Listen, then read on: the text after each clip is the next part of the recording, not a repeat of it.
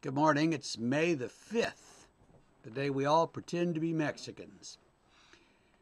At any rate, today our beatitude is Blessed are the peacemakers, for they will be called sons of God or children of God. Back in the 1980s, I was the associate pastor at a church in suburban Baltimore, and almost everybody in that congregation either worked at the National Security Agency or at Westinghouse building secret stuff for the National Security Agency. It was a wonderful place to work because no one ever talked about work. In the congregation, they all talked about other things, and so it was kind of nice.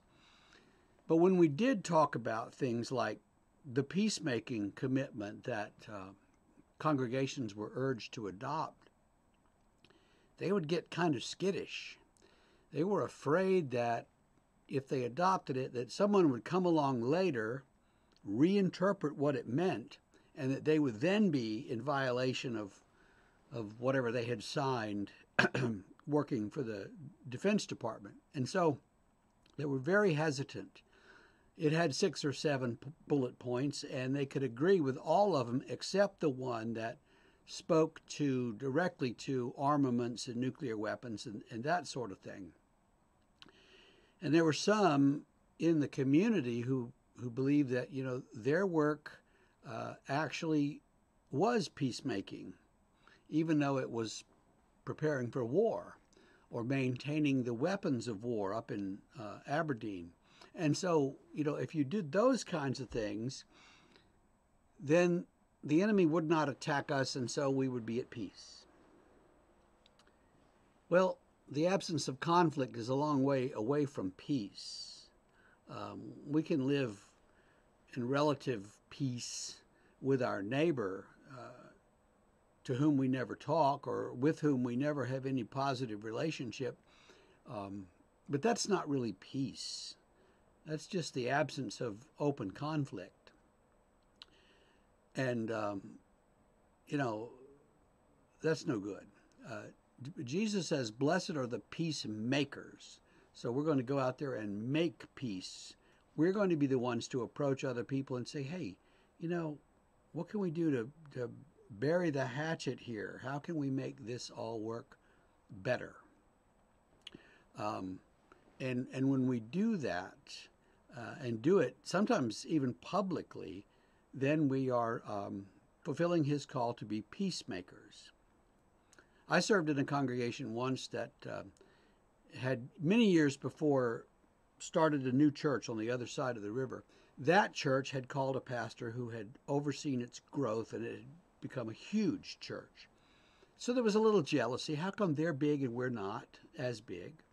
And there was a little bit of stuff going back and forth between the churches. And so at one point we had a guest pastor from Scotland talking about the Covenanters or something. And a small group of people from that other church came to worship that morning to hear him. They were going to Scotland. That group included their former pastor. And so when I got up to do the benediction, I said, I hope our guest will forgive me, but we've had somebody in the congregation today who's never been here before because he's always had to work on Sundays. So I wish he would come up and do the benediction. As he came forward, I could see the looks on the faces of my congregation, and they were stunned. And he got right up in my face and he said, "You're burying the hatchet, you dog." And I said, "Yes, sir." And he turned around and did a wonderful benediction, and we all went to lunch and learned about Covenanters. So I didn't really plan it. I didn't really think, let's make peace today, but that's what happened. Our congregation realized this guy's not really our enemy. His successor might be, but they're not really our enemies. They're not people we should be mad at. And he realized the same thing. There's no reason for this animosity to exist between these two churches in the same denomination. And so some level of peace was attained. That's the kind of thing I think Jesus wants us to do all the time. with people that we meet, and not to be skeptical, angry, suspicious of people because of who they are, what they look like, but to make peace.